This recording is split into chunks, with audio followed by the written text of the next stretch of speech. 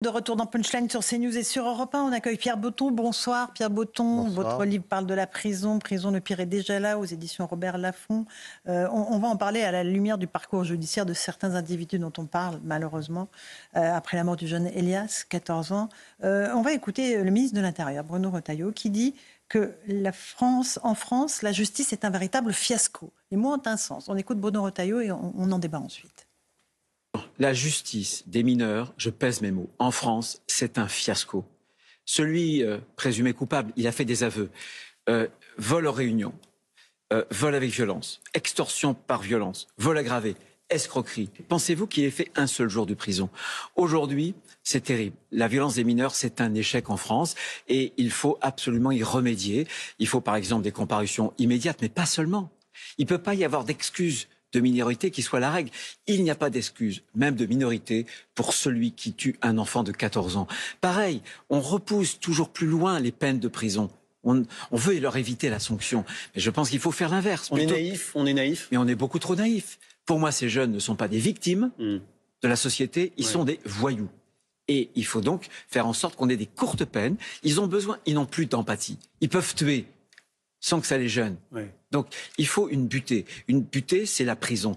Voilà, une butée, c'est la prison. Pierre Botton, quand vous entendez le ministre de l'Intérieur dire « la justice des mineurs, c'est un fiasco français », vous dites qu'il a raison? Oui, il a raison, mais la prison, quelle prison? Parce que si c'est la prison telle qu'elle est faite actuellement, on les met dans l'école du crime. Moi, vous savez, tous ont à peu près tous le même parcours. 14 ans, première attaque au couteau. Prison, 4 mois. Ils ressortent, c'est avec la Kalachnikov cette fois-ci. Donc, qu'est-ce qui se passe en prison? C'est en fait, si vous voulez, la prison est presque la légion d'honneur du crime. Donc, c'est un peu compliqué. Donc, évidemment, moi, je suis pour la prison. Et pas n'importe quelle prison. Non, pas n'importe quelle prison. Et que le temps en prison soit un temps utile. Or, malheureusement, il ne l'est pas. Il est utile pour former des criminels. Et vous voyez bien qu'on recrute. Enfin, les exemples sont très nombreux. Hein. Le chauffeur de VTC à Marseille tué par des jeunes. À Annonay, 17 000 habitants, 2 jeunes, 16 et 17 ans, pris parce qu'ils ont tué avec des kalachnikovs. Il faut bien voir ce qui est en train de se passer à Annonay. On n'est pas dans la banlieue parisienne, on n'est pas dans la banlieue de Marseille. Donc ça envahit. Et moi, ces jeunes, je les ai côtoyés, Laurence. Qu'est-ce qu'ils disent quand ils sont en prison, pour les rares qui y vont? Non, ils finissent... Non, c'est pas vrai. Ils finissent toujours par y aller. Il faut pas vous tromper. Ils finissent toujours par y aller, mais malheureusement, les dégâts collatéraux qu'ils ont commis sont considérables. Donc ils finissent toujours par y aller. Mais ils ne sont plus contrôlables. Même par nous, les détenus, ils ne sont plus contrôlables. Et leur vie n'a aucun sens. Qu'est-ce qu'ils vous disent, par exemple? Ils disent, par exemple, qu'ils savent que ça se terminera très mal. Qu'ils vont mourir. Oui, bien sûr. Ils perdent la vie. Vous savez, je reprends cette anecdote avec le président du tribunal de Bobigny, et qui disait que c'est la Seine-Saint-Denis, hein, donc la prison, c'est Villepinte. Et il disait que quand il condamnait un jeune à 5 ans, 6 ans, il n'avait pas de réaction. En revanche, quand il lui disait qu'il n'allait pas exécuter à Villepinte, mais dans une autre prison où il n'avait pas retrouvé ses copains, là, il se faisait insulter et les gars prenaient 6 mois de plus. Donc, si vous voulez, la prison est totalement intégrée. Il ne faut pas regarder la prison avec notre regard. Je vous assure, c'est vrai. C'est une énorme erreur. En revanche, quand on est dans les prisons, il faut faire des prisons spécifiques pour ces jeunes-là où il faut y aller. C'est-à-dire qu'il faut les ramener dans le droit chemin. Il faut leur redonner une éducation car ils n'en ont plus. La plupart du temps, ils ne savent pas écrire. Moi, j'en pouvais plus. Hein, des Walla, Wesh, Frérot, j'en pouvais plus. Je vous assure. Je n'en pouvais plus. Hein. Les parents ne sont pas là? Non, mais les parents, ils ont plus d'autorité. Ils sont capables de frapper leur père. Ils sont capables de frapper leur mère. Non, mais il faut bien voir à qui on a affaire. Hein. C'est des jeunes qui sont totalement déstructurés, où la seule règle, c'est la violence. Avec un seul mot, le respect. Il y a un jeune qui, à Monaco, a planté un gars parce qu'il avait un mauvais regard. Il fait 4 mois, il ressort, il tue. Rachel Kahn, on entend ce que dit Pierre Botton, on dit que c'est une génération sacrifiée en réalité. Parce que c'est quasiment l'armée, en fait, le service militaire qu'il faudrait rétablir pour ces jeunes-là. Un encadrement armé pour leur réapprendre les valeurs de base. Et ils en sont, excusez-moi, et ils sont demandeurs. Hein. Ils sont demandeurs. Oui, bien sûr. C'est paradoxal. C'est le désir de radicalité. Non, faut pas vous tromper. Moi, évidemment, j'étais le plus vieux et ils étaient demandeurs. C'est exactement ce que je voulais dire. Rachel. Parce que effectivement, il ne faut pas oublier que ça fait partie d'un parcours, de ce parcours-là, de passer par la case prison, de sortir, d'y re-rentrer, etc., avec justement cette notion de mort qui n'est pas du tout la même que la nôtre. Moi, j'ai fait ça, c'est-à-dire que pendant, il y avait une association à Nancy et à Toul, donc sur des longues peines, pendant 4 ans, où j'allais toutes les semaines, etc. Et j'ai vu sur un petit groupe avec des personnes fichées S ou radicalisées, et j'y allais, et effectivement, ils étaient extrêmement demandeurs, et notamment en écriture. Alors je sais que c'est comme s'ils n'avaient jamais eu finalement une humanité avec une rigueur qui leur parlait pour les accompagner. Mais ils n'ont jamais eu de cadre. Je pense, moi, j'entends Ouais, dans ce que vous dites, M. Botton, ça, c'est-à-dire, et c'est aussi ce qui mène dans un certain nombre de cas les gens vers les versions rigoristes d'un certain nombre de religions, pas seulement l'islam. D'ailleurs, c'est cette demande de cadre, d'autorité, de sens donné à la vie, parce que s'ils ne respectent pas la vie des autres, et c'est ce que vous nous disiez à l'instant, c'est en premier lieu parce qu'ils ne respectent pas la leur, parce que leur propre vie, nous sommes une société qui n'a pas été capable d'inculquer à ses enfants la valeur de la vie, la valeur du sacré, de la transcendance. Et c'est un renoncement. Et pourquoi en sommes-nous arrivés là ? Parce qu'il est toujours, je le dis souvent, mais de très mauvais ton d'être conservateur, parce qu'on prend toujours une espèce de grenouille de bénitier, réactionnaire, ringard, tout ce que vous voulez. Mais enfin, est-ce que c'est le conservatisme ou le progressisme qui nous ont menés à la société dans laquelle nous sommes aujourd'hui ? Parce Ou un que c'est gamin quand de même 14 ça. ans se Et fait conserver, encore une assassiner. chose, on met des agents conservateurs pour des produits qu'on veut garder dans son frigo. Ça ne veut pas dire garder les choses à l'identique, ni fantasmer sur un retour à ce que la société était il y a 100 ans, il y a 150 ans, ou à je ne sais quel âge d'or révolu. C'est simplement conserver un cadre et des valeurs. Pierre Botton est avec nous. Juste, on écoute Gérald Darmanin, qui est le garde des Sceaux, qui parlait ce matin sur le plateau de Pascal Praud de la prison, justement. On l'écoute. Que nos prisons soient des passoires, qu'elles ne correspondent pas à ce que s'en font des gens dans l'isolement. Vous savez, ministère de la Justice, le problème, c'est que les mots ne correspondent pas à la réalité. On dit aux gens qui sont condamnés à la prison, ils ne font pas de prison. On dit que les gens sont à l'isolement, ils puissent téléphoner. C'est ce que les gens ne comprennent pas. Donc moi, je suis pour que les mots correspondent à la réalité dans mon ministère. Voilà. Des prisons de haute sécurité que nous n'avons jamais mis en place, mais que les Italiens ont mis en place, que des pays anglo-saxons ont mis en place, où on garantit à la société que quelqu'un qui est en prison ne communique pas à l'extérieur, ne dirige pas de narcotrafic, ne commande pas d'assassinat, ce serait déjà une énorme avancée pour notre pays. Vous écoutez, Pierre Botton, ce que vient de dire Gérald Darmanin. C'est possible, ces quartiers de haute sécurité ? D'abord, la première chose, il agit. C'est-à-dire que si vous voulez, on aime ou on n'aime pas, mais il prend des décisions et il agit. On a eu pendant 4 ans et demi Dupond-Moretti, c'est juste une catastrophe. C'était des déclarations. C'est quelqu'un qui a osé aller voir le procureur de Marseille pour l'engueuler parce qu'il disait qu'il était en train de perdre la guerre. Lui, alors qu'il témoignait sous serment. Oui, exactement. Alors qu'il était sous serment. Je ne sais pas si vous voyez ce dans quoi vous mettez les magistrats à la justice. C'est juste insupportable. Gérald Darmanin, il agit. Il fait des choses. Et je vais vous dire, évidemment, ça ne suffira pas. Seulement, il n'y en a pas beaucoup qui vont vouloir y aller. Donc, ça va avoir un effet dissuasif. Moi, je connais très, très bien la prison. Donc, il faut lui donner une chance. Il faut faire en sorte qu'il essaye d'y aller. Moi, les seuls gens que je vois aller contester les décisions de Gérald Darmanin, c'est des magistrats et des directeurs de prison. La seule chose, c'est que je ne les ai jamais vus en coursive, moi. Je ne les ai jamais vus à l'intérieur des prisons. Mais parce qu'ils veulent quoi ? Maintenir la paix sociale à l'intérieur des établissements, pas perturber le petit business Laurence, qui s'y déroule ? parce qu'ils ont peur. Mais ils ont peur. Laurence, parce qu'ils ont peur. Ils ont peur. Les surveillants ont peur. Ils se font menacer. Leurs voitures brûlent. Leurs familles sont menacées. Ils ont peur. Ils sont même agressés à domicile. Mais il y a près de 10 incidents par jour en prison. Ouais. Ils ont peur. Et aujourd'hui, il faut bien prendre conscience de certaines choses. Moi, j'ai alerté il y a 3 ans à Arles, les trafiquants font rentrer au concours de surveillants des gens à eux.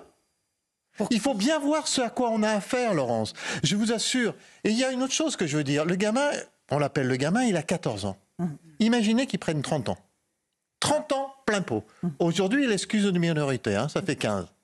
Il ressort, il a 29. Oui, donc Il ressort, il a 29. C'est une bombe que vous envoyez. parce qu'il n'y a pas de réinsertion. Zéro. Parce qu'il y a zéro. Et j'aime bien ça dans le discours de Gérald Darmanin. Parce qu'il vous parle à la fois de choses qui sont sécurité, de faire respecter la loi. Très honnêtement, j'y crois pas beaucoup. 80 000 détenus, 58 000 téléphones. Il va falloir se lever. En revanche, Pourquoi on ne met pas les chiens pour trouver la drogue dans les prisons? Pourquoi on ne fait pas des tests salivaires? Vous voyez, la carotte et le bâton. Pourquoi on ne fait pas des tests salivaires et puis le gars qui pendant 1 mois est clean, on lui donne un parloir de plus? Vous voyez, pourquoi on ne fait pas tout cela? Mais tout cela, Laurence, dans des prisons où vous êtes à 4 dans une cellule prévue pour 2, où vous dormez au sol, c'est juste impossible. Avec des surveillants qui, quand ils ouvrent la porte, ils ont peur, c'est juste impossible. C'est tous ces exemples que je raconte dans mon livre qui sont des exemples très très concrets qui doivent permettre... Mais attention, les solutions existent, hein, Laurence. Les solutions existent et moi, je le dis, à l'instant T, je dis bien à l'instant T, je fais confiance à Gérald Darmanin. Quand les détenus font la loi. Louis Dragnel. J'avais une question pour vous, Pierre Botton. Tout à l'heure, vous parliez de l'utilité du temps de présence en prison. Qu'est-ce que vous voulez dire par là? C'est-à-dire qu'aujourd'hui, le temps de présence en prison est totalement inutile ou mal utilisé. Et qu'est-ce qu'il faudrait faire alors pour que le temps soit utile? Moi, je vais vous dire, j'ai un projet que j'ai proposé au nouveau garde des Sceaux, c'est très simple, qui est un projet qui est validé par M. Badinter. Donc avant son décès, hein, donc de 3 mois son décès. La pénitentiaire d'ailleurs ne met pas en route, enfin bon, il semblerait que là ça va bouger. Le projet est très simple, c'est de rénover 27 cellules de Fresnes, faites par les détenus, dans le cadre d'une formation, avec une charte très précise. Tu fais ton lit, tu te lèves à 7 heures, pas de téléphone, pas de drogue, test, tu acceptes les tests, tu respectes les surveillants, et tout ça, si tu respectes tout ça, tu as un travail, tu es rémunéré pour cela, et tu as la porte de ta cellule ouverte de 7h à 19h. C'est important, parce qu'aujourd'hui, on est enfermé dans les cellules 22h sur 24. Qu'est-ce que vous voulez apprendre? Vous voulez apprendre soit la télévision, soit être radicalisé. Nicolas Babrez, quand vous entendez le constat fait par Pierre Botton, on est dans une société où la violence ne fait qu'augmenter, les prisons ne servent à rien, voire au contraire empirent la situation, et il n'y a pas assez de place. On est dans une impasse totale, il faut rebattre complètement les cartes. Alors il faut rebattre les cartes. On n'est pas le seul pays qui affronte ces problèmes, mais c'est vrai que là encore, ça a pris des proportions en France qui sont catastrophiques. Donc on a 2 problèmes. La montée du niveau de la violence, du nombre de faits. On est quand même à 3 homicides par jour, 1000 agressions par jour. Et puis surtout, ce qu'on a dit, la transformation de la nature de la violence. Et le fait qu'il n'y a plus de limites, parce qu'on a notamment des jeunes pour lesquels il n'y a plus aucun repère. Alors comment ça s'explique? Il y a la désintégration des familles, le fait qu'il n'y a plus d'autorité familiale, l'éducation nationale qui est partie en vrille.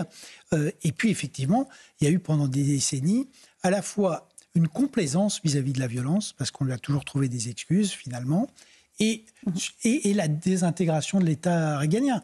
On met 34% du PIB dans l'État-providence, on met un peu plus de 3% du PIB dans l'État régalien. Donc, la police s'est dégradée, la justice, n'en parlons pas, et les prisons, c'était le...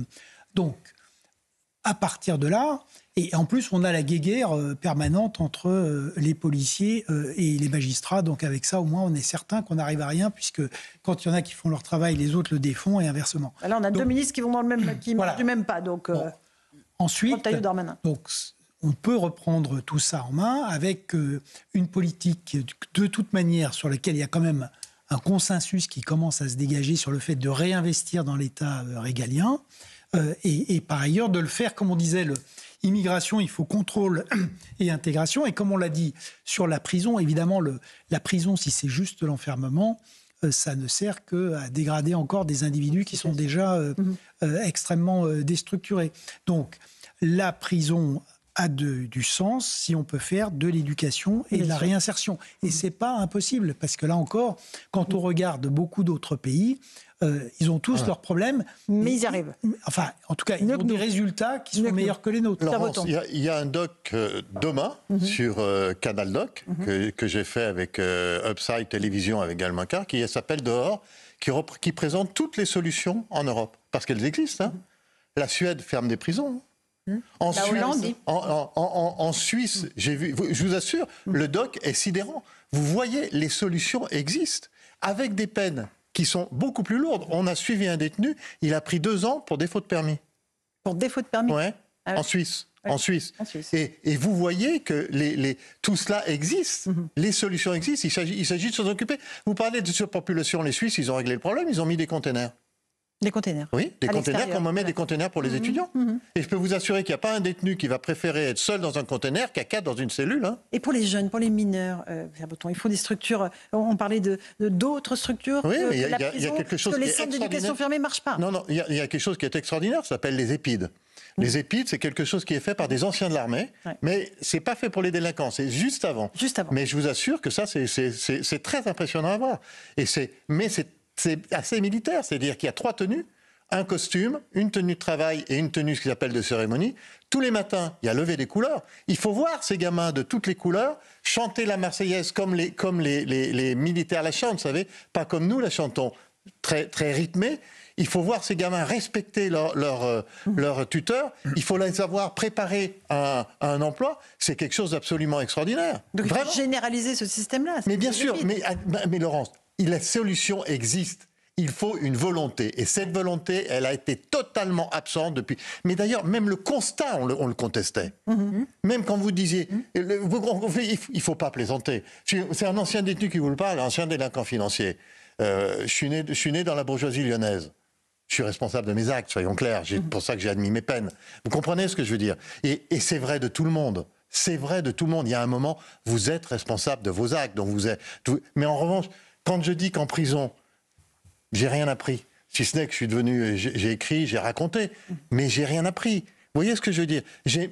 On m'a pas inculqué le fait que peut-être l'argent que je ne payais pas aux impôts manquait pour les hôpitaux.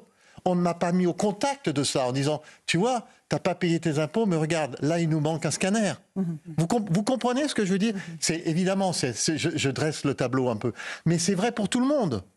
Je vous assure que c'est vrai pour tout le monde. Et toute la société doit s'y mettre. Les boulangers, les marins-pêcheurs, les artisans plombiers, tout le monde doit y aller. Les grandes entreprises sont très, très à l'écoute, vous savez, très, très à l'écoute parce qu'ils sont conscients qu'il y a un problème. Pierre Breton, quand les détenus font la loi, aux éditions Robert Laffont, Prison, le pire est déjà là. Merci beaucoup d'être venu témoigner ce soir. Merci à Nicolas Bavrez. Votre livre, c'est Le Sursaut, aux éditions de l'Observatoire. Merci à vous tous pour cette émission Punchline sur CNews et Europe 1. Dans un instant, Pierre Devineau, Europe 1 Soir, et Christine Kelly pour Face à l'info sur CNews. Bonne soirée à vous sur nos 2 antennes.